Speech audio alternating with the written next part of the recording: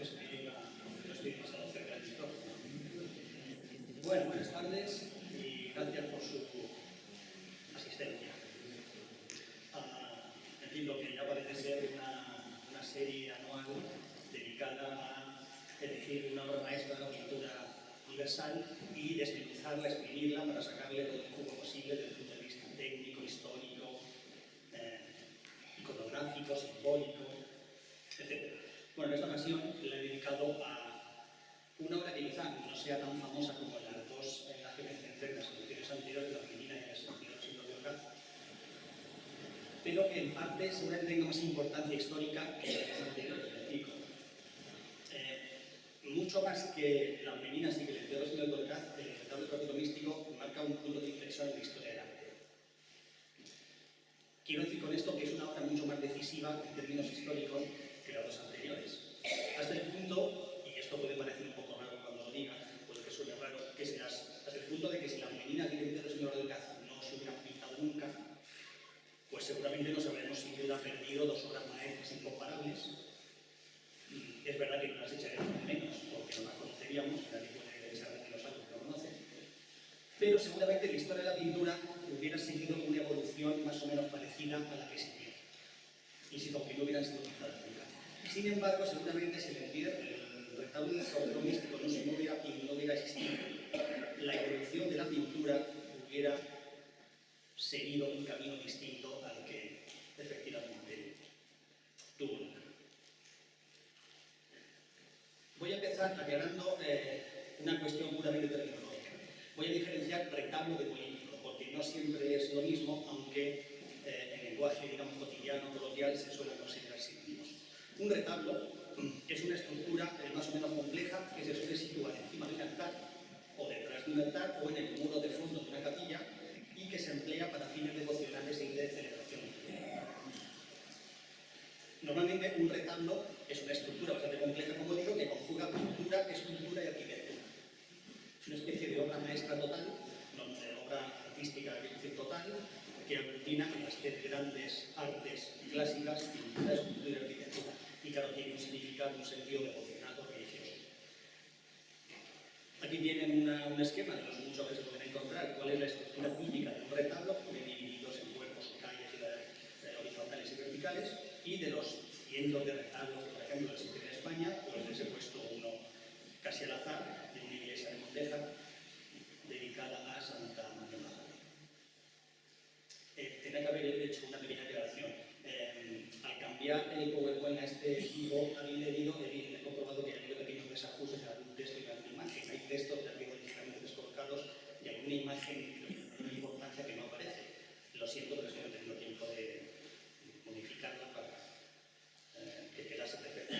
No obstante, creo que son detalles no importantes para el desarrollo de la charla.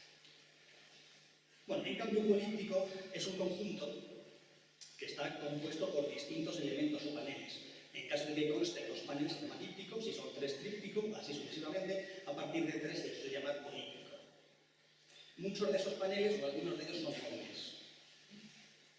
Cuando hay paneles móviles en un políptico, típicamente los centrales son fijos y los laterales son móviles y se abaten sobre los centrales cuando el políptico está cerrado. Que eso ocurre en los días en los que dice la celebración litúrgica, cuando no se dice misa delante del retablo, o del políptico, mejor dicho.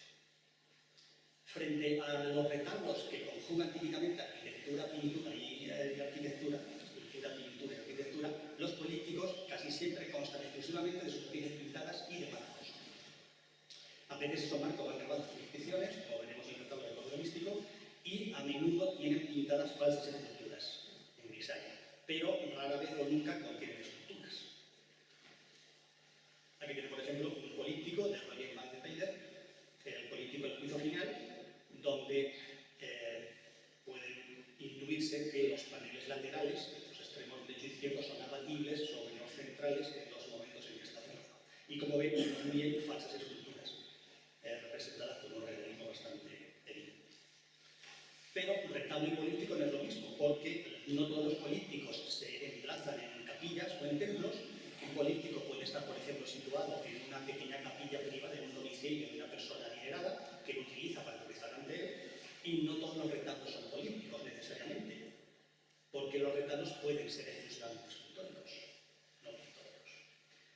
Sin embargo, en el caso del Cordero Místico, esta obra maestra de la pintura universal es tanto un retablo como un políptico. Es ambas cosas a la vez. De ahí que se le denomine, de entre varias maneras, como el retablo del Cordero Místico, también el políptico del Cordero Místico o el políptico de Dante por la ciudad en la que se conserva y para la que fue pintado en la primera mitad del siglo.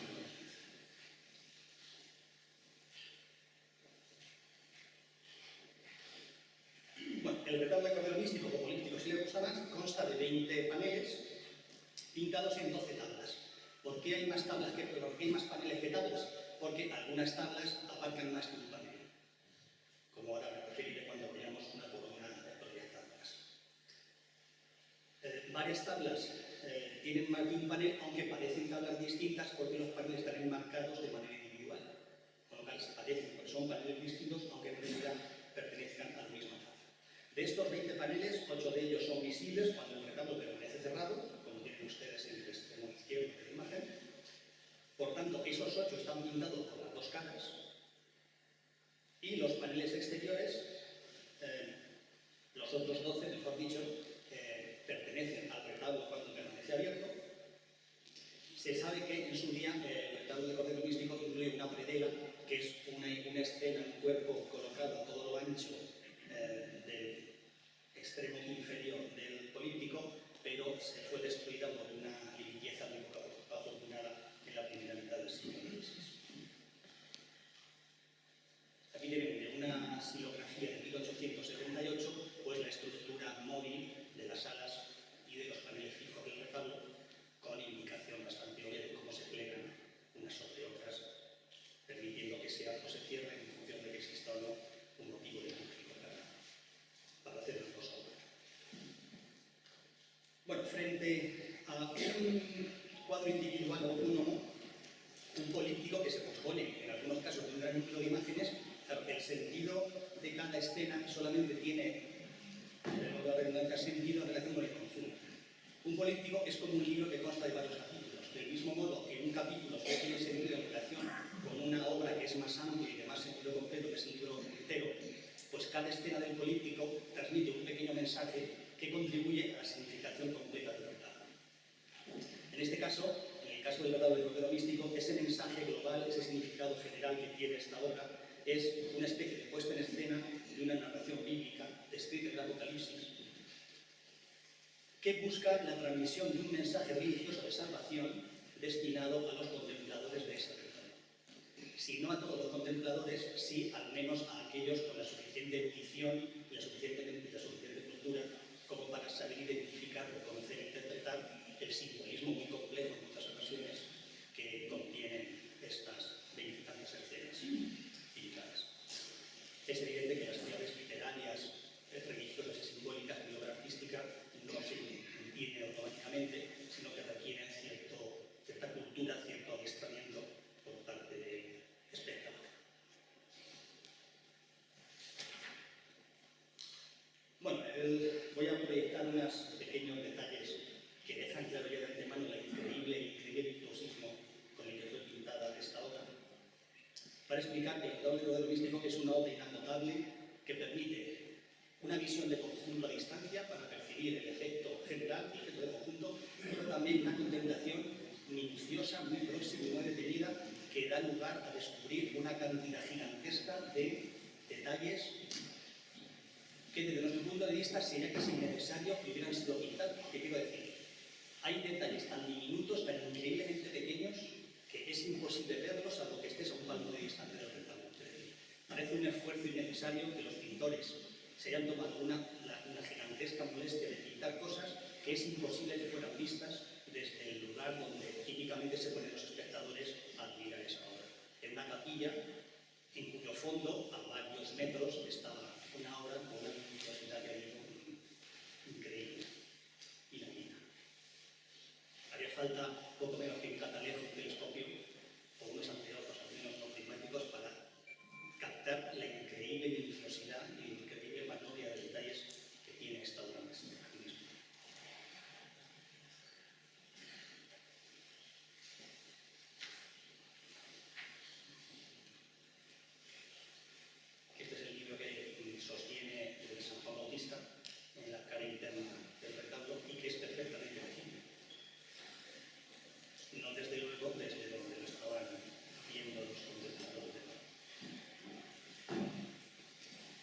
siempre somos conscientes de hasta que no se inventó la fotografía, la pintura, o mejor dicho, las representaciones gráficas y plásticas son los únicos registros visuales de los que disponemos para documentar numerosos aspectos de la vida social, cultural, religiosa y material de una sociedad, de una cultura. El retablo de Cordero Místico es sin duda una obra de temática religiosa, eso es lo fundamental, tiene un argumento relacionado con una veredad de la salvación del alma, pero es, más allá de eso, siendo esto importante, todo un catálogo de imágenes que, si se saben leer e interpretar, suponen un enorme caudal de información sobre las condiciones materiales y psicológicas del momento en que fueron creadas. Es decir, el retablo de Cordero Místico nos habla de cómo se vivía en el Flandes de la primera mitad del siglo XV. Más allá de explicar verdades religiosas, es todo un fresco, una increíble enciclopedia visual de la época en la que fue pintada. El retablo de Cordero Místico nos habla, voy a acabar con esa pequeña sucesión de imágenes, de detalles absolutamente virtuosos.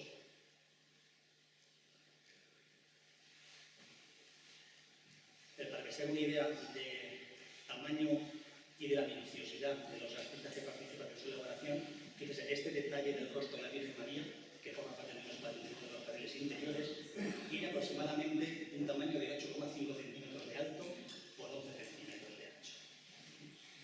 Si cogemos algún elemento comparativo para que todos tengan, les resulte fácilmente identificable, una moneda de €1, pues es el tamaño que tiene en proporción con ese fragmento de rostro tan increíblemente bien pintado. Bueno, pues como digo, el retablo místico es una auténtica enciclopedia visual y conceptual de botánica. Se han identificado al menos 42 especies de plantas en los 5 paneles, solamente en los 5 paneles del registro inferior del retablo abierto. Se les han puesto nombres porque son perfectamente reconocibles. Es un tratado de arquitectura. Ahora volveremos a traer a colación esta estupenda vista de una ciudad flamenca del siglo XV, de joyería y de orfebrería, de indumentaria, de armaduras, por ejemplo, de escultura, obviamente de pintura, de simbología, de fisonomía. La fisonomía era esa disciplina, vamos a decir, ciencia, entre comillas, que indagaba en la expresión de los estados del alma. Es una obra maestra, una enciclopedia de miniatura, de ebanistería, de azulejería, de bibliografía. Se cuentan al menos 18 libros pintados, algunos de ellos legibles, como he citado antes con esta misma imagen. Es por tanto todo un universo de información acerca de la obra en la que fue, de la época en la que fue.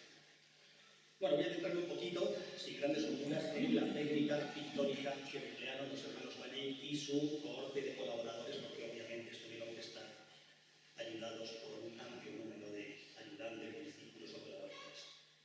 La técnica fundamental con la que se pintó el retablo de Cordero Místico fue el óleo sobre madera. Aunque en el siglo XV, por Vasari, el famoso historiador italiano que se considera el padre de la historia del arte,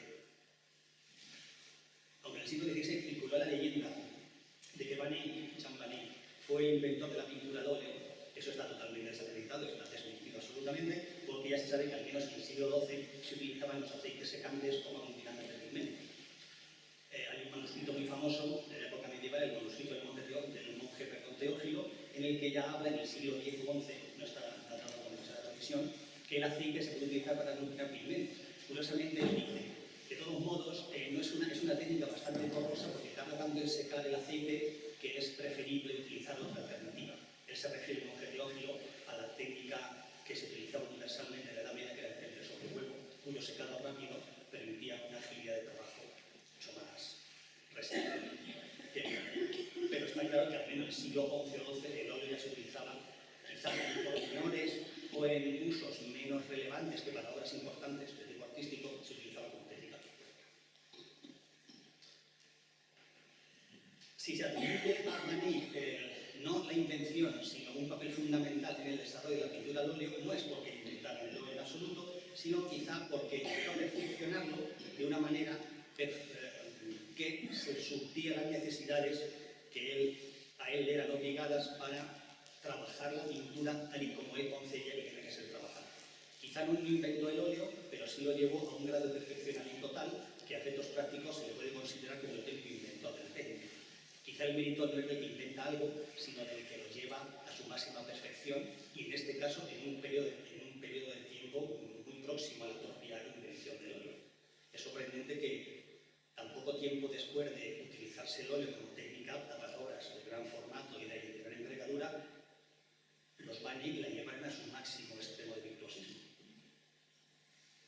Cuando hemos titulado, claro está, esta conferencia de invención de la pintura, no estoy dando por bueno que Van Eyck inventara el óleo, sino tan solo quiero subrayar el hecho, aunque sea un poco significando estas palabras, que los hermanos Van Eyck recibieron una herencia y la cambiaron radicalmente. Es decir, hasta Van Eyck se pintaba de cierta manera y a partir de ello se pintó de una manera casi totalmente distinta.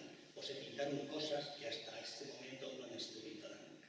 O se pintaron de otra manera radicalmente moderna, desde nuestro punto de vista. Aquí tienen un viejo grabado de la primera mitad del siglo XVI que reproduce el presunto taller de Van Eyck. Jan Van Eyck sería este pintor ataviado como un caballero, como un noble borgoñés, pintando un cuadro de temática religiosa, un San Jorge matando a un dragón seguro.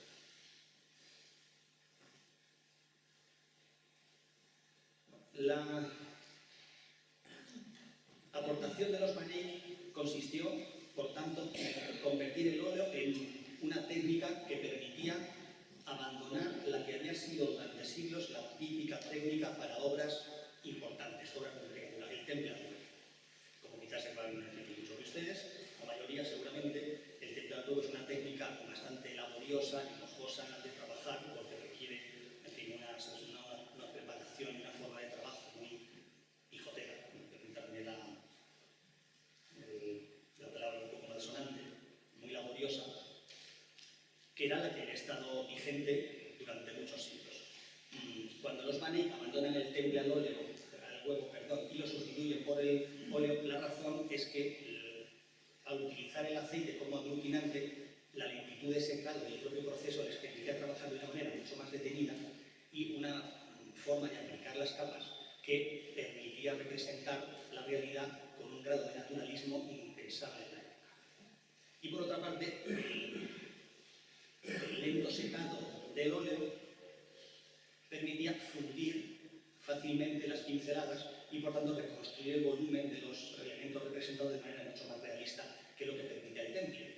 El temple, como creo que es bastante visible en este detalle de una obra de Mucho de Boniseña, el primer cuarto del siglo XIV, la pintura se aplica, el modelado de los cuerpos, el modelado volumétrico se aplica mediante lo que se llama el plumeado o mediante tramas de líneas paralelas o entrecruzadas. En buena parte por la rapidez de secado que dificultaba muchísimo la fusión de las pinceladas sobre el soporte. Al adoptar el óleo, la lentitud de secado permite recurrir a una pintura más pastosa y a esa fusión que reproduce la realidad de manera mucho más realista. De hecho, eso que en la actualidad llamamos la pintura realista o el realismo renacentista empezó bastante antes en Flandes, en los actuales Países Bajos, que en Italia, hasta el punto de que, dice la leyenda, el propio Vasari si lo recoge, que Antonio de Messina, que fue quien introduce el óleo en Italia, él estando en Nápoles ve una tabla de Jan Van Eyck y intrigado por ese maravilloso procedimiento y por ese realismo viaja a Flandes y se dice la leyenda que aprende la técnica del propio Jan Van Eyck. Esto es muy bonito como novela, pero es evidente que no pudo ser verdad, aunque solo sea porque cuando Van Eyck muere, Antonio de Messina tenía 10 o 11 años y que me parece un poco exagerado que los padres, por muy prudentes que sean, permitan a su hijo de 10 años recorrer media Europa para aprender la técnica del óleo. Aquí tienen una prodigiosamente pintada y muy virtuosista obra de Antonio de Messina, el introductor, por ejemplo, del óleo grital. Bueno, el soporte del retablo de místico es madera de óleo, es óleo sobre madera, tanto de la pintura como de los marcos. Parece claro que esos paneles de madera procedieron de la costa polaca del Báltico. Hasta ese punto está todo minuciosamente controlado. Lo cual, por otra parte, era bastante frecuente en la pintura de la pintura flamenca. Por presuntos nombres que se dan, como uno de los nombres que se dan como presunto maestro de Jean Panin, están documentadas sobre Robert de Val. O sea, no es solo una cosa inusual. Como ven ahí, los paneles de Adán y Eva, en el caso del retablo abierto, que contiene, en el caso del retablo cerrado o el reverso, como pueden ver ese interior doméstico, están compuestos por dos tablas ensambladas en vertical. El panel central está compuesto por 4 elementos dispuestos en horizontal y el resto de los paneles se componen de 3 tablas en vertical, salvo el panel de los jueces justos, que está aquí numerado con el número 8, que se compone de una sola pieza. Esto tiene una explicación histórica que daré en su momento, que por otra parte es muy curiosa. Esa es la tabla de los jueces justos. Respecto al grosor de los paneles, no es en absoluto uniforme. El grosor oscila entre los 5 milímetros, por ejemplo en los ángeles cantores, y los 34 que tiene de grosor el panel central. Fíjense que este grosor variable no tiene en cuenta el hecho de que el panel esté pintado por una o dos caras, porque los ángeles cantores están pintados por ambas caras, en cambio es muy delgado, y el panel central está pintado por una única cara y es bastante más grueso. El análisis cronológico de los anillos de la madera, una ciencia llamada dendrocronología, que se llevó a cabo durante la restauración de 1950 y 51, de la que por cierto está extraída la mayor parte de los datos técnicos que les voy explicando a ustedes, reveló que estos paneles del retablo del cortejo místico proceden de como mínimo 10 árboles diferentes que fueron talados entre 1406 y a más tardar 1420. Esto es interesante y coincide perfectamente con el momento en que se encargó la pintura, que según las teorías fue en 1420 o 1426, con lo cual las fechas encajan con bastante muchísimo. Hay que tener en cuenta que para que la madera fuera utilizada como soporte histórico, esto se debe dejar pasar años y que la madera estuviera perfectamente seca y luego no se apeara o no se bajara una vez que estaba limitada la obra. Se sabe que los marcos fueron pintados al mismo tiempo de los paneles, es decir, no se enmarcaron después de haber sido pintados, sino que ya estaban montados los marcos cuando se llevó a cabo el trabajo pictórico. Sobre esos paneles, al menos sobre los paneles, se aplicó una preparación. Aquí tiene el fondo simulado, el fondo de madera, de esa madera de roble romántico. La preparación de un blanco resplandeciente se compuso de carbonato cálcico, lo que aquí llamamos blanco de España. La roda es, como quizás sepan, es un pródiga en yacimiento del blanco de España. El blanco de España es un pigmento blanco que se utiliza solamente para preparaciones o para panejos, no como pigmento pictórico. Y colalina. No es el gesso o el yeso tradicional, porque el yeso se hace con yeso, que es su nombre, con sulfato cálcico. Esto es carbonato cálcico, que no es exactamente lo mismo, como el natural. Bueno, sobre esa preparación, insisto, de un blanco resplandeciente cegado, se lleva a cabo el dibujo de una minuciosidad que pueden ustedes imaginar viendo el resultado final. Parece que el dibujo fue repasado o hecho directamente con negro al temple. Esto no está del todo claro, pero sí parece claro que el ingrediente de esa pintura del dibujo, la pintura para dibujar, era de masa acuosa, es decir, no era un problema. Voy a proyectarles, gracias a la tecnología de la reflectografía infrarroja, los dibujos subyacentes de cada uno de los paneles. He intentado que encajaran de la mejor manera posible, no lo he conseguido en todos.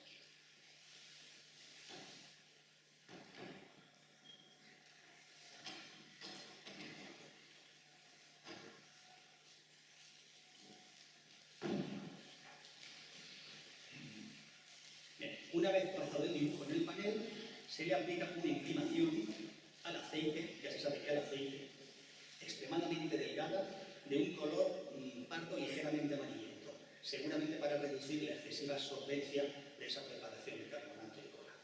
Y sobre esta capa ya de imprimación se aplica la capa pictórica propiamente dicha.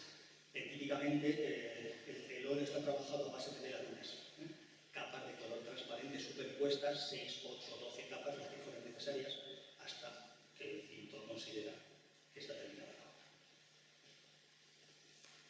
La técnica pictórica de los hermanos Banik sigue siendo un misterio. Si ustedes leen una docena de libros sobre la figura de los Banik o sobre esta obra, en cada uno de esos libros darán hipótesis distintas sobre cómo se pintó realmente el retablo del Cordero Místico.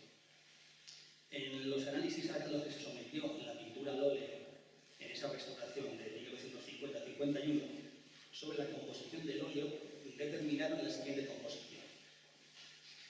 En primer lugar, pigmento en polvo, luego a continuación explicaré qué tipo de pigmentos se sabe que se utilizaron, aceite de linaza, que como saben es el aglutinante típico de los óleos, pero no único, aunque sí que sea el más habitual, también se utiliza aceite de soja, de nueces, de ortiga, y una sustancia misteriosa a la que los investigadores no pudieron llamar de otro modo como sustancia X, porque no se pusieron de acuerdo en qué naturaleza química, física o química podía tener. Y de hecho sigue estando en el misterio cuál es ese ingrediente secreto o misterioso que los hermanos Banik añadieron a la pintura al óleo, que puede ser quizá responsable de ese maravilloso brillo, naturaleza esmaltada que todavía tiene los colores 6 siglos después. Se ha dicho que puede ser una resina de origen animal, pero no está claro en absoluto. Recientemente, un tal Pim Friedman, en un libro, como digo, muy recientemente publicado, Notas sobre la invención de la pintura al óleo, él sugiere que Banik inventó una emulsión hecha de aceite de linaza, plomo, huevo y trementina. No sé en qué se basa para realizar esta afirmación, pero hasta donde yo sé sigue siendo un misterio la auténtica composición de los dos. ¿Qué paleta emplearon los Banik para pintar esta obra maestra?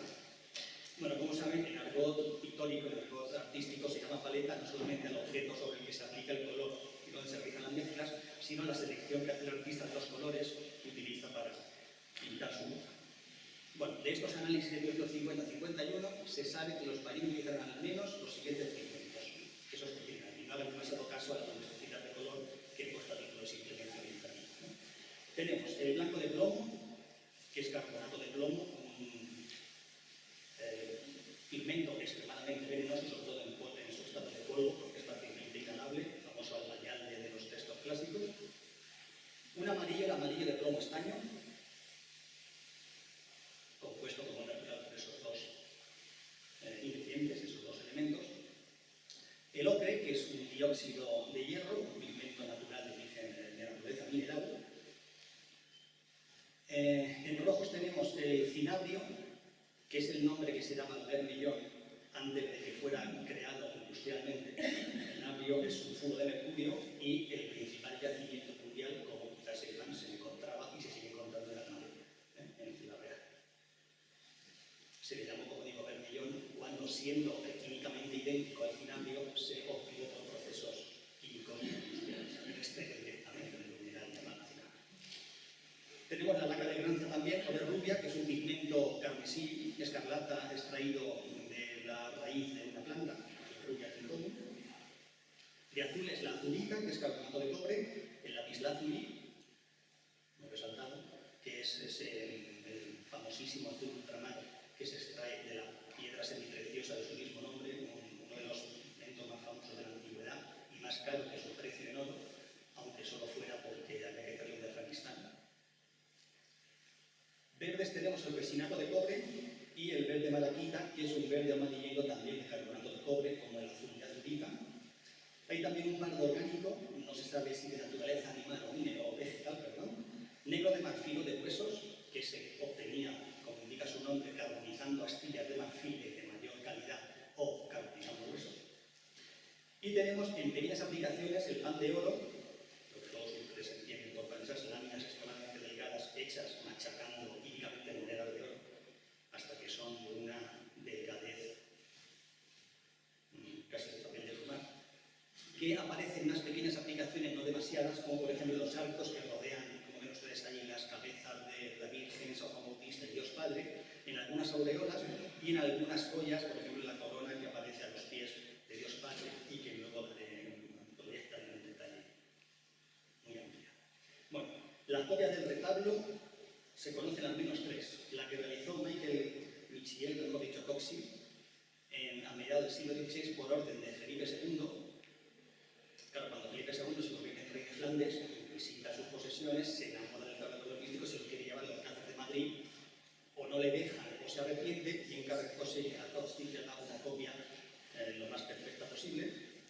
Coxey la hace, se conserva en la actualidad en Berlín.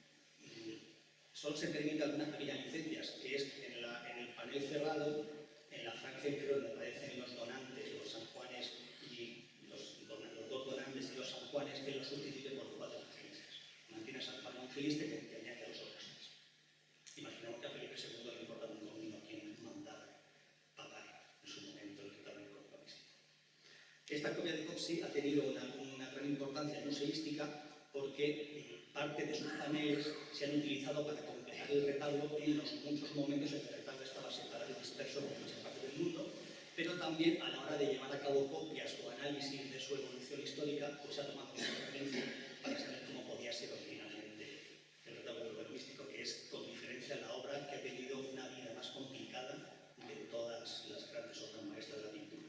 Se han escrito libros enteros sobre la compleja y enrevesada biografía de esta obra maestra. Y también se ha copiado parcialmente un único panel por el conservador del Museo Real de Bellas Artes de Bruselas, Jeff van der Becken.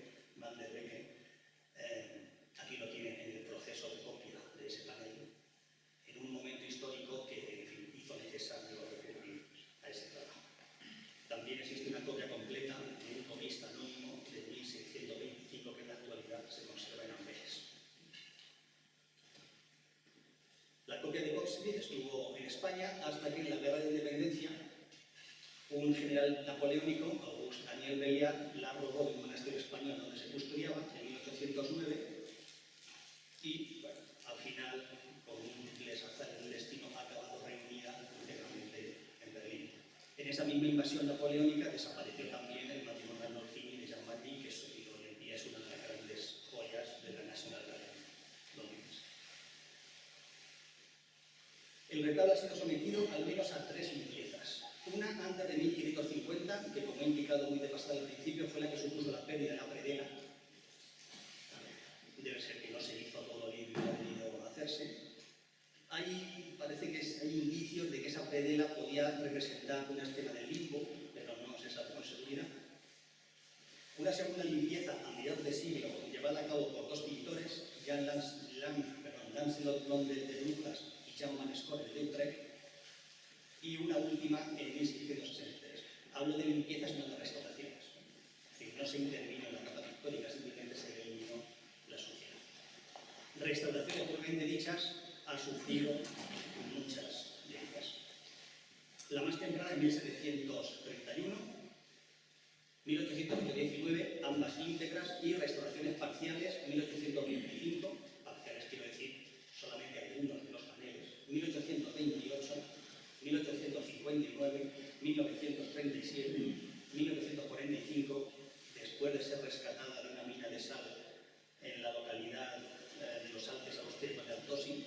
Quien haya visto la película Monument Men sabe lo que estoy refiriendo, donde fue metida junto con otros muchos miles de obras confiscadas por el ejército nazi, con destino a un museo que Hitler quería fundar en la ciudad en la que nació en Linz. Por suerte sus planes fueron frustrados. Aquí tienen un par de imágenes que reproducen la liberación de los paneles de retablo de esa mina de sal. Cuando se volvió a reunir y se devolvió a Dante y se aprovechó para hacer esa limpieza, esa restauración. Bueno, la gran restauración de 1950-51, que como digo no procede a mayor parte de los datos técnicos que les comento, y una que todavía no ha terminado, es obvio que es una errata, del 2012 al 2017, por tanto está previsto que concluya el próximo año, y de la que el proyecto pues esta imagen, de las muchas que se pueden encontrar por internet. La restauración está siendo llevada a cabo a la vista del público, separado del público por una mampara de cristal que permite ver a los restauradores trabajando, que es una costumbre que últimamente está tocando mucho auge. Bueno, algunas pinceladas sobre Jan van Eyck. Jan van Eyck en España se le llamaba en el siglo XVI Juan de Encina, que es la traducción literal de ese apellido, o también con cierta frecuencia Juan de Brujas. Nació en 1390 o 95, según las fuentes, no está del todo claro, en la ciudad hoy día belga de Massé, en Flandes, muy cerca de la frontera de Bélgica con los Países Bajos, como quizá puedan ver en el mapa, junto al río Mosa. Tuvo dos hermanos, Hubert, que se da por hecho que fue el que comenzó el trabajo en el retablo, y Lambert, del que se supone que también era pintor porque fue el que heredó su taller a la muerte de Jan hasta 1450, cuando la viuda de Champagny vendió su casa y con él su taller, por lo cual tuvo que clausurarse. Y también se sospecha que hubo una hermana llamada Margaret, o Marguerite, de la que se cree que también pudo ser pintora, aunque hay autores que niegan su propia existencia, no está de todo. No se sabe mucho cuáles fueron sus maestros, pero se han citado los nombres. Robert Campin, el famoso maestro de Femal, llamado así hasta que no se determinó que su auténtica identidad era la de este gran pintor de la primera mitad del siglo XV, Robert Campin, que estaba activo en Tournai, muy cerca de Marseille, con lo cual se puede sospechar que por afinidades estilísticas que pudo estar cuando ingresó en su taller.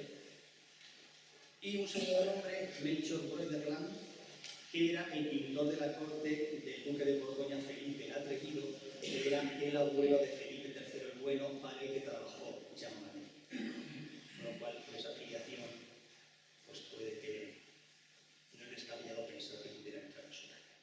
Por otra parte, como se sabe que Hubert era pintor y le llevaba 20-25 años, tampoco es descabellado pensar que Jan pudo entrar en el taller de su hermano, aunque eso no está acreditado en absoluto. Bueno, la primera mención documental que se conserva de Champagny es de 1422. En 1424 se convierte en pintor de la corte del conde Juan de Baviera-Straubing en La Haya. No se conoce nada en absoluto de su obra pictórica en ese periodo. Cuando muere Juan de Baviera, el 6 de enero de 1425, esto es La Haya, pasa a convertirse en pintor de la corte del duque de Borgoña, Felipe III el Bueno. Estamos ya, como digo, en mayo de 1425. Al mismo tiempo pintor y ayuda de cámara, con una remuneración bastante considerable. La corte de Felipe el Bueno era una corte itinerante por el inmenso territorio que constituía el condado de Borgoña, el ducado, perdón, de Borgoña, y se sabe que durante los primeros años de servicio a Felipe III, la corte se estableció en Lille y que Jan acompañó a su patrón en la actual ciudad francesa. Esto es Lille y esta es la corte borgoñona con Felipe III y con ese pintoresco atuendo. Bueno, se sabe que, como además de pintor era ayuda de cámara, Champagny realizó distintas misiones diplomáticas por orden del duque de Borgoña. Se sabe que viajó a Lisboa para concertar el matrimonio del duque con Isabel de Portugal, que tenemos aquí retratada por Roger van der Rijp. Se da por hecho que tuvo que retratarla para enviar el retrato, como era costumbre durante siglos, a falta de fotografías, para que diera el visto bueno a su pretendiente. Se ha perdido por completo ese retrato, no se tiene noticia de él, pero se da por hecho que lo hizo, y seguramente un par de copias, como parece que era habitual. Y se sospecha que mientras esperaba la respuesta de Felipe el Bueno, pues llevó a cabo un pequeño periplo por la península ibérica. Parece que está documentado que visitó Santiago de Compostela, Champagny, me refiero, que hizo una parada en Valladolid para visitar la corte de Juan II y que de vuelta a Lisboa pasó por Andalucía y quizá por Valencia. Como hay algunos elementos en el retablo que parecen sospechar que pudo pasar por él. También se especula con que pudo viajar a Tierra Santa para una misión secreta que encontró Felipe III el Bueno. Y también hay algunos indicios en el propio retablo que pueden llevar a pensar que fue así. Bueno, en 1430, cuando se casa Felipe el Bueno con Isabel de Portugal, se establece por fin la corte en Brujas, Champagny establece su residencia fija en Brujas, y se supone que es cuando recibe el encargo de acabar de pintar el retablo del Cordero Místico, que su hermano ha dejado inacabado a la muerte. Una razón de bastante peso, como pueden entender. Gante está muy próxima a Brujas. Lo que no se sabe del todo es si Champagny bien se desplazó a Gante a pintar in situ en la ciudad del retablo o si trasladó el retablo, por lo que faltara por los paneles que faltara por pintar a su ciudad natal. La primera hipótesis goza de cierto beneplácito de los historiadores porque hay una vista urbana en el retablo que hace sospechar que pueda ser la ciudad de Gante.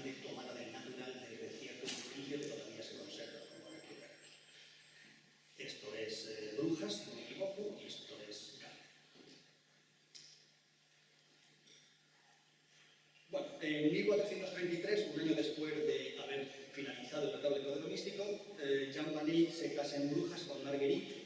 Se da por hecho que este es el retrato de su mujer. Y al año siguiente nace su primer hijo, al que pone el nombre de su patrono, Felipe el Bueno. Y Jean Vanille muere en Brujas en 1441 y es enterrado en el cementerio de la Catedral de San Donaciano. Algunos meses después, su hermano Lambert, que como ya he dicho, es el que era italiano hasta que lo cierra unos años más tarde, exhuma su cuerpo y lo vuelve a inhumar en el interior del templo. El templo no se conserva y por lo tanto tampoco la tumba, porque fue destruido por las tropas napoleónicas cuando invadieron los Países Bajos al principio del siglo XX. Se conserva anotado por un viajero su epitafio, pero como es bastante nervioso, pues tampoco creo que merezca la pena ni citar. Esto del epitafio es interesante porque, claro, uno se pregunta con mucha razón si realmente los hermanos Vanille hubieran inventado la pintura al óleo, cómo sus epitafios no dan noticia de esa importantísima descubrimiento. Y es porque realmente no lo inventaron, como tradicionalmente se llama ese programa. Bueno, hoy en día se da por sentado que el Retablo del Código Místico es una obra conjunta de los dos hermanos, Hubert Vanille y Jean Vanille, además de un número indeterminado de habitantes de sus talleres respectivos. El caso de Hubert Vanille, que dije que aquí reproducía en un grabado de principio del siglo XVII, es un caso muy insólito en la historia del arte, porque llegó a dudarse no solo ya de que interviniera en el Retablo del Código Místico, sino de su misma existencia. Durante siglos muchos autores creyeron que era una leyenda que se habían inventado, curiosamente, hasta que en 1823 o 25, según las fuentes, se descubrió en el retablo del Cordero Místico una inscripción rimada en forma de cuarteto en el marco que rodea exteriormente el políptico, que decía más o menos lo siguiente. Aquí tienen una vieja fotografía de ese cuarteto. El pintor Hubert Vanille y uno mayor que él, no es posible encontrar, comenzó la obra. Hans, su hermano, el segundo en el arte, concluyó la difícil tarea por encargo de Jos Vig. Este último te invita con estos versos a admirar lo creado el 6 de mayo. Y luego, a modo de jeroglífico, aparece la fecha 1432. El 6 de mayo de 1432 es cuando se produce la presentación pública del Retablo del Código Místico, que por tanto está perfectamente fechada por esta inscripción, aunque no todo el mundo cree que esta inscripción sea cierta. Fíjense que todavía en 1954 se publicó un libro en el que se insistía en la idea de que Hubert Vanille fue una leyenda que inventó un poeta y pintor flamenco llamado Lucas Miguel. Hoy día, insisto, esto ya está totalmente descartado y se da por hecho que existió y que participó muy activamente en la pintura del retablo. Hubert, según las fuentes, sería 20 o 25 años mayor que su hermano Jean. Murió en 1426. De 1426 a 1430, esos 4 años, sus colaboradores seguirían avanzando con la elaboración del retablo. En 1430, cuando Jean se establece en Brujas por fin, una residencia fija, hereda el encargo y está con él 2 años después, durante 2 años hasta su finalización en 1400.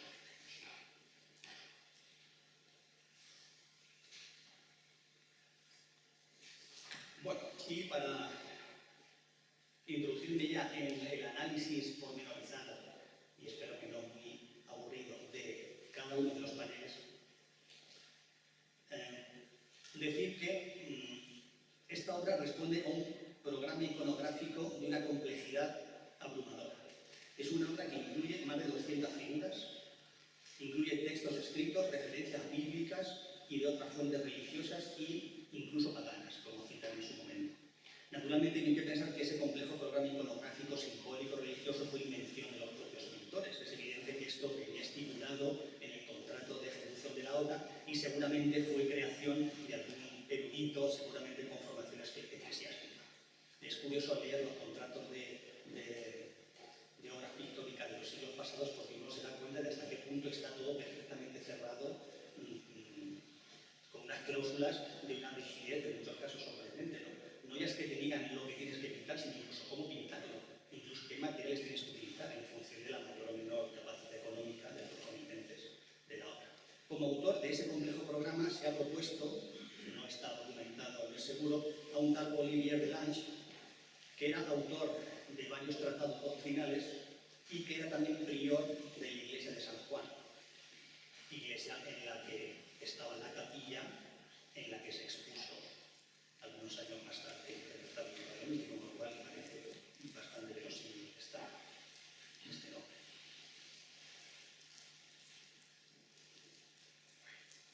Bueno, voy a empezar con el retablo cerrado, como siempre menos a más.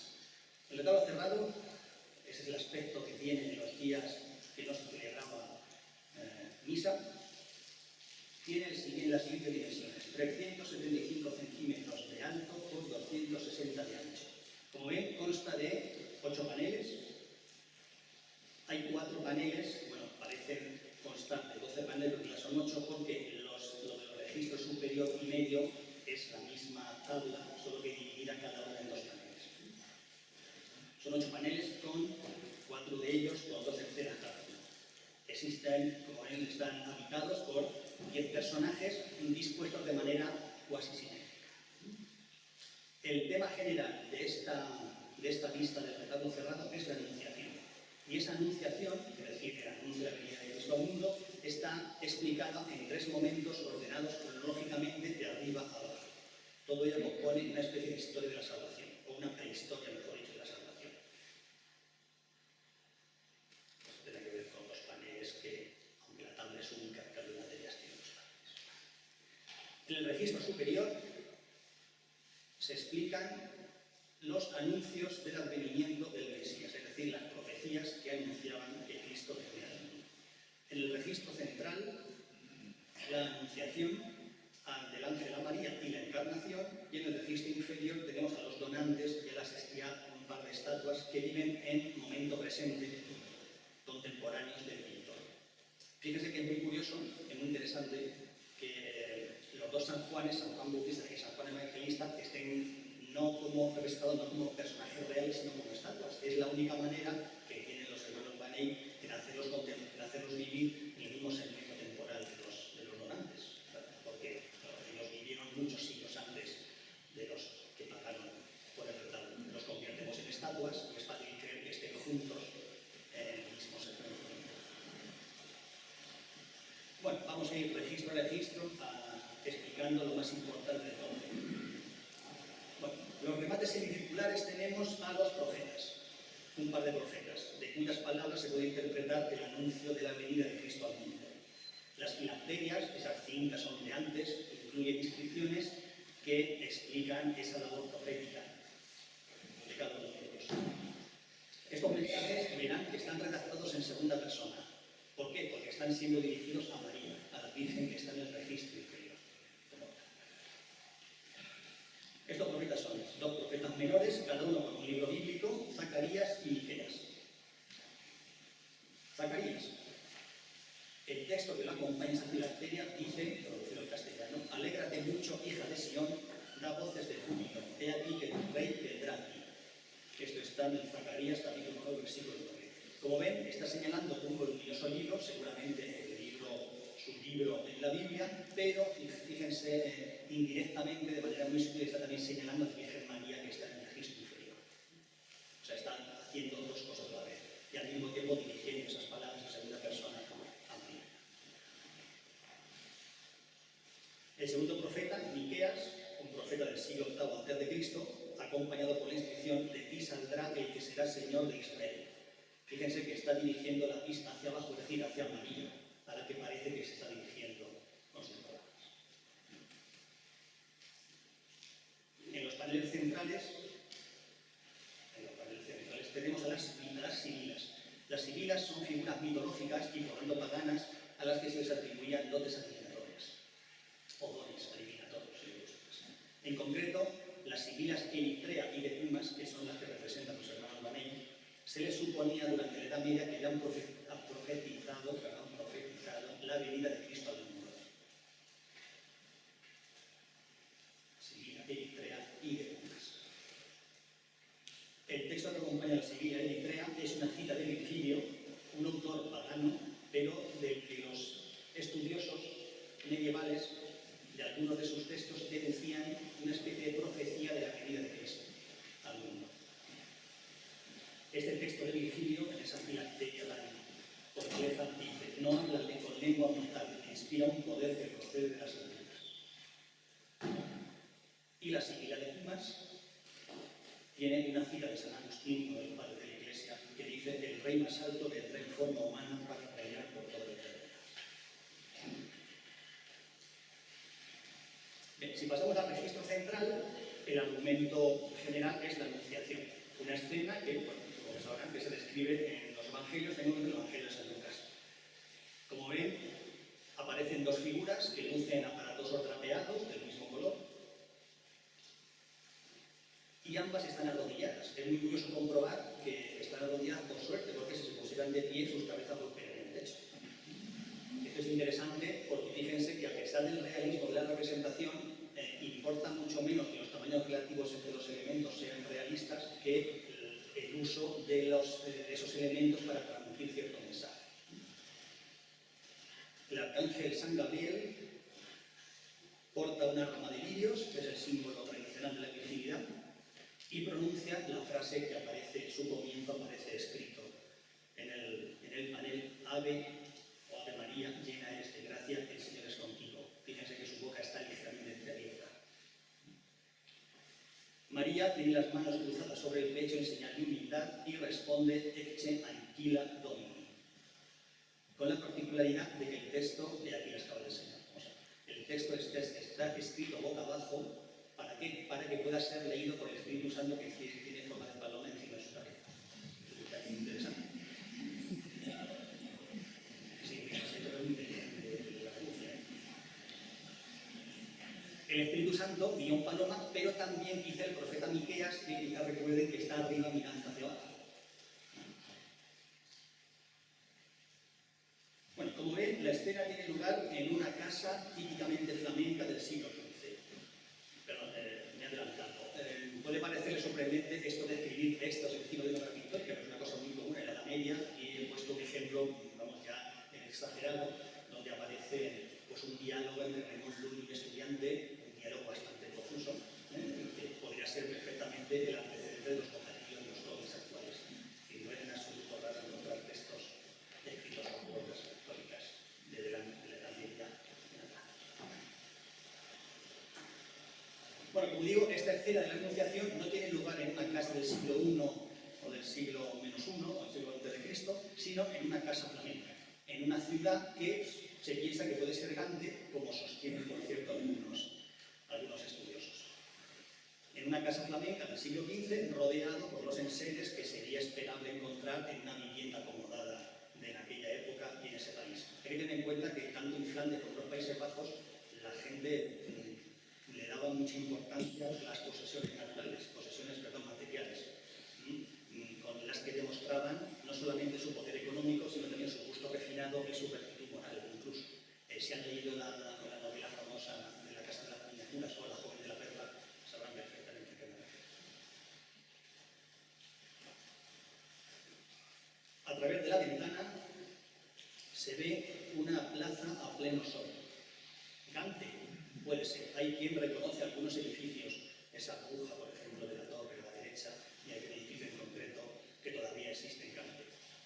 Dando por hecho que esta vista fue tomada del natural por Han o Hubert Van Eyck, se ha intentado localizar desde qué edificio se divisaría esa vista, y está perfectamente localizado en la calle de las Vacas, llamada antiguamente, y se da por hecho que ese es el estudio desde que los hermanos Van Eyck en Gante, si es que trabajaron en Gante y no en Brujas, pensarían por lo menos esta vista panorámica de la ciudad. No es en absoluto raro que en muchas obras pictóricas del periodo aparezcan ciudades flamencas a través de ventanas. Por ejemplo, la Virgen de la Pantalla de Mitre, del presunto maestro de Van Eyck y Robert Campin, pues aparece también una ciudad flamenca. En el tríptico de Merot, de Robert Campin, que está en el Prado, también aparece una ciudad flamenca. No, en Merot no está en el Prado, no son dos locales. En los enseres o los elementos que aparecen en el interior de esta casa hay evidentes significados simbólicos. Por ejemplo, esa vidriera en forma de trébol alude a la Santa Trinidad.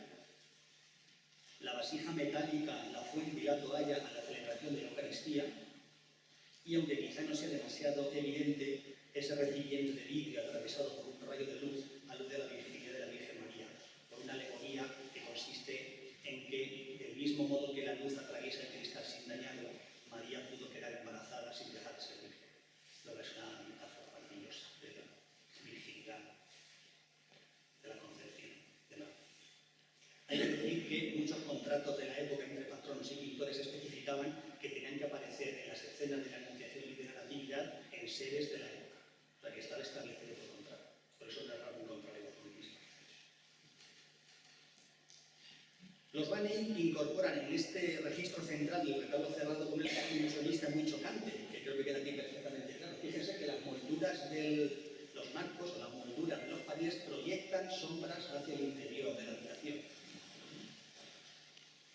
¿Para qué? Para crear ese realismo extremo que hace parecer totalmente tridimensional la habitación en la que está teniendo lugar la Anunciación. De tal modo que los espectadores del retablo, los contempladores del retablo en la capilla de la iglesia de San Mamón, tuvieran esa sensación de estar realmente presenciando la escena de la Anunciación delante de ellos.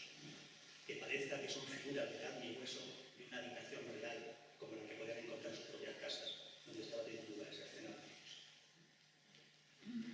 También está más que demostrado que los brillos, por ejemplo, de la luz de las joyas o los ojos de los personajes responden a la situación de los ventanales desde donde entraba luz a la capilla donde se exponía el retablo, que coincide con donde tendría que estar la luz para que se proyectaran las sombras hacia el interior de esta casa, de ser una habitación real. Está todo perfectamente estudiado, de una manera maravillosa. Bueno, y para terminar con el registro, con el retablo cerrado, en el registro inferior tenemos a 4 figuras de casi de tamaño real, insertas todas ellas en hornacinas con arcos trilobulados, posiblemente otra alusión a la Santa Trinidad. Tenemos las figuras de San Juan Evangelista y de San Juan Bautista, pintadas en grisalla ocre, es decir, a modo de falsas esculturas. No representan figuras humanas, sino, insisto, esculturas introducidas en hornacinas. Como he dicho antes, la única manera en que estén en el mismo espacio temporal que los donantes que pagaron el retablo. Son unas obras, son unas representaciones de un ilusionismo extremo. La sensación de volumen y de corporeidad es enorme, es tremenda, incluso proyectan sombras al interior de las hornacinas. En la forma octogonal de sus pedestales simboliza la resurrección. El octógono, veremos a continuación el retablo abierto que aparece en otro lugar muy importante en el plano central. San Juan Evangelista es el autor del libro del Apocalipsis, que es el libro bíblico que confiere al retablo su sentido iconográfico y su mensaje doctrinal, donde se explican los acontecimientos de la segunda venida de Cristo por el fin del mundo. Y San Juan Bautista es el patrón de Gante, que debía su fama a la industria del comercio, al comercio de la lana. De hecho, la vocación inicial de la iglesia donde se expuso el retablo del Cordero Místico originalmente era San Juan, hasta que en 1540 pasó a San Babón, que es toda la vocación que conserva en la actualidad. Solo un par de décadas más tarde se convirtió en catedral de Gante, pero no en vida de los hermanos. Esto es sobre el impuesto, pero no sé. Bueno, San Juan Bautista porta el Cordero, que es el símbolo de Cristo. Esta idea de que el Cordero simboliza a Cristo procede del Evangelio de San Juan, curiosamente, es decir, del otro San Juan vecino de San Juan Bautista, a su izquierda, en cuyo Evangelio se lee: "He aquí el Cordero de Dios que quita el pecado del mundo". Como ven, los Juanes se giran ligeramente hacia cada uno de los donantes y estos miran hacia arriba, en dirección a la escena de la Anunciación. Es decir, como ven, no comparten espacio físico con la Anunciación, pero están conectados a ella mediante la dirección de sus miradas. Las mismas miradas que estarían dirigiendo los que estaban en la capilla atendiendo al sacrificio religioso, a la celebración de la misa. Estos donantes, como digo, ambos arrodillados también de tamaño casi natural, de un realismo sin ninguna idealización y sin ninguna concesión, frente, por ejemplo, a Adán y Eva de los paneles interiores que sí que están idealizados, como veremos. Llevaban por nombre Joseph, José en castellano, y Elizabeth Bourne. Ella, miembro de una familia adinerada de Gante. Ambos, entre 1410 y 1420, financiaron la construcción de la capilla Pig, en el interior de la iglesia de San Juan, posteriormente catedral de San Juan, donde a continuación emplazaron el retablo del Cordero Místico.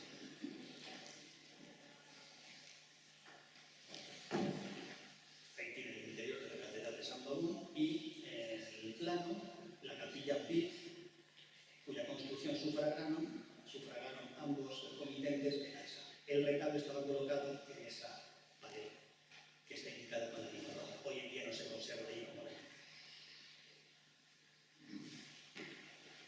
Esta es la vista exterior y aérea de la catedral de San Juan. Jos Vig llegó a ser corregidor de Gante 2 años después de la inauguración de esa capilla y era hombre de confianza de Felipe III el Bueno, como también era Champagne, con ayuda de Cámara, su ministro de la corte.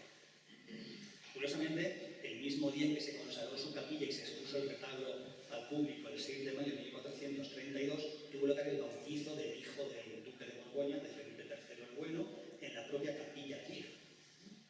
Y además se le puso como nombre Jos. El niño murió pocas semanas después. Jos Vig murió en 1439, 7 años después de consagrarse el retablo. Su mujer le sobrevivió 4 años y murió en 1443. Bueno, en 1477 Flandes pasa a formar parte del Imperio de los Habsburgo, y esto ya nos toca directamente a nuestra historia, y en Gante nació en 1500 el futuro Carlos V, Carlos I de España y de Alemania, como se le conoce por aquí, por lo que Felipe el Bueno e Isabel de Portugal fueron sus bisabuelos. De hecho, Carlos I, Carlos V, si le gusta más, fue bautizado en la Catedral de San Magón, justamente, seguramente muy cerca de donde se exponía el retablo del Cordero Místico, desde hacía casi 70 años. En 1986, por afluencia del público y ciertos problemas de humedades y tal, el retablo fue trasladado desde la capilla Pig al baptisterio de la catedral, al fondo, a la izquierda, y desde entonces se le expone al público protegido por un cristal blindado. Esta imagen, como ven, está el retablo completo, aparte de algunos, salvo los paneles de la nieva que estaban siendo restaurados en ese momento de tomarse. Bueno, y termino con el retablo abierto. El retablo abierto, como es obvio, mide considerablemente más que cerrado, en concreto 375 centímetros de alto por 520 de ancho, consta de 12 paneles, 4 de ellos fijos y 8 móviles, esos móviles que están, por tanto, pintados por ambas caras. Si los paneles exteriores explican el anuncio de la venida de Cristo al mundo, los interiores hablan de la segunda venida de Cristo, es decir, del fin del mundo, el final de los tiempos. En aquella época, pues era un mensaje que convenía estar transmitiendo continuamente.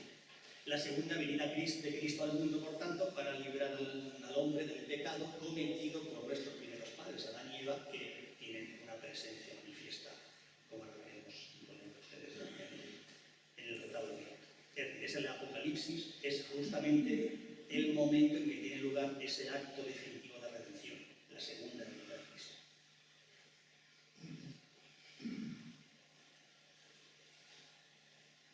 Bueno, en las alas aparece Adán y Eva. Sus inscripciones, también de Numa Arroyo, dicen: Adán nos arroja la muerte y Eva nos ha infligido con el pecado.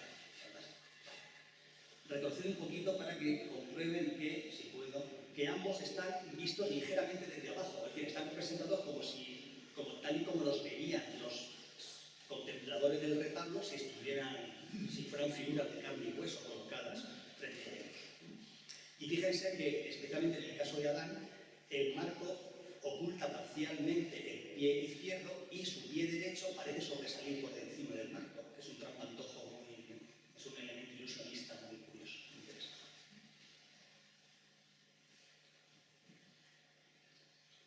Eva, en lugar de la tradicional manzana con lo que habitualmente se suele representar, aparece sosteniendo un limón reseco.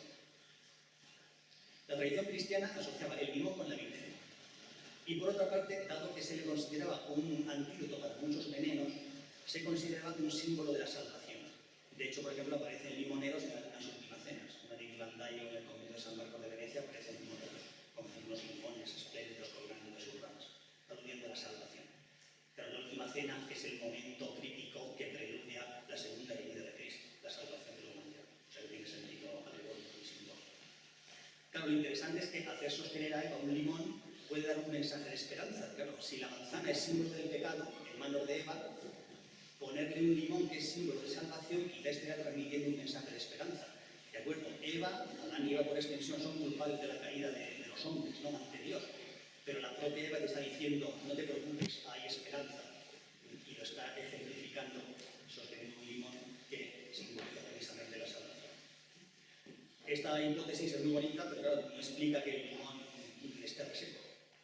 Y no he podido investigar mucho más sobre el significado simbólico de que la fruta no esté en las mejores condiciones. Bueno, otras tradiciones dicen que la fruta del pecado fue una naranja o una higuera, pero no como un higo. Bueno, lo interesante es que la presencia de Adán y Eva está justificada porque Cristo, sacrificado por los hombres, redime al ser humano del pecado original cometido por los primeros padres. Por eso se permite a Adán y Eva estar con Cristo en el paraíso, porque es Jesús, es Cristo el que redime el pecado que cometieron ellos. Esto, de una manera más simbólica, más indirecta, aparece también en muchas crucifixiones. Quizás se hayan percatado de que al pie de la cruz de Cristo, en muchas representaciones de la crucifixión, aparece una calavera. Esa es la calavera de Adán. Una tradición antiquísima dice que Cristo fue crucificado sobre la tumba de Adán, o sea, el Calvario estaría donde fue enterrado Adán. Y esa calavera que asoma entre las piedras que sujetan la cruz es la calavera de Adán, aludiendo a que Cristo redime el pecado que cometió Adán, y además en el mismo sitio que fue enterrado el Padre de la humanidad, lo cual es un bucle alegórico. Bueno, en los tres paneles centrales entre Adán y Eva tenemos la deesis. La deesis es como se denomina tradicionalmente a un grupo pictórico muy habitual en el arte bizantino, en el que aparece Cristo en majestad, flanqueado por la Virgen y San Juan Bautista. Y es muy frecuente que preside escenas del juicio final. Al fin y al cabo estamos en el Apocalipsis, con lo cual esto tiene cierto sentido. Vamos a ver a María. La inscripción de la triple moldura que rodea el rostro y esa maravillosa diadema de María dice: ella en efecto es más radiante que el sol. De hecho, fíjense que su cabeza irradia luz y además está coronada con joyas. Y supera a todo el conjunto de las estrellas. Ella es el resplandor de la luz eterna, el espejo sin mancha del actuar de Dios. Esto es una cita del libro de la Sabiduría, capítulo 7, en su maravilloso rostro. Son su lema. San Juan Bautista, al otro lado de Cristo, como de Dios Padre, su inscripción es: mayor que el hombre, igual a los ángeles, suma de la ley, voz de los apóstoles, silencio de los profetas, luz del mundo, testigo del Señor. Bueno, curiosamente aquí no aparece el Cordero, sí aparece, como hemos visto, la grisalla, pero fíjense que San Juan Bautista va vestido con una especie de camisa de pelo, una camisa lanuda. E insisto, como he dicho hace unos minutos, que San Juan Bautista es el patrón de los laneros y de los tejedores de lana, y la principal industria de Gante era precisamente la lana. Tanto María como San Juan Bautista leen las Sagradas Escrituras y, como hemos visto en un par de ocasiones, el libro que lleva San Juan Bautista es legible, pero es imposible que sea legible desde donde estaría contemplando la obra los asistentes de la capilla. Bueno, y entre ellos, en el lugar de majestad, en el lugar prioritario, Dios Padre, o quizá Cristo. No está muy claro si representa a uno, a otro o a ambos, como posiblemente ocurre. Cristo o Dios Padre luce una tiara papal de una riqueza apabullante, con lo cual está investido con la máxima autoridad eclesiástica católica. A sus pies tiene una corona real. Esta corona en el suelo simboliza el sometimiento del poder terrenal al poder divino celestial, y sobre la tela de brocado que se extiende por detrás de él, quizás reconozcan un pelícano alimentando a sus crías y hojas de vino. Todo ello alude a la sangre de Cristo, que fue derramada por la humanidad, según la doctrina cristiana, católica, mejor dicho. Durante la Edad Media se creía que el pelícano desgarraba su propio pecho con el pico para alimentar a sus crías con su carne y su sangre, de ahí que se considera un símbolo de Cristo. Esta herida que se inflige a sí mismo el pelícano también alude a la lanzada del centurión Longinos, un poco a Cristo durante la crucifixión. reflexión, es decir, lógicamente con la sangre, que fue recogida, según dice la tradición, en el cáliz, en la copa que sirve para la última cena y que se convierte en el santo grial. Para que crean esas teorías históricas. La vid, por supuesto, alude al vino de la Eucaristía, que se transmuta en la sangre de Cristo durante la consagración. La moldura circular dice: este es Dios, el Todopoderoso por razón de su divina majestad, el más alto y mejor por razón de su dulce bondad, el más pródigo y munificente por razón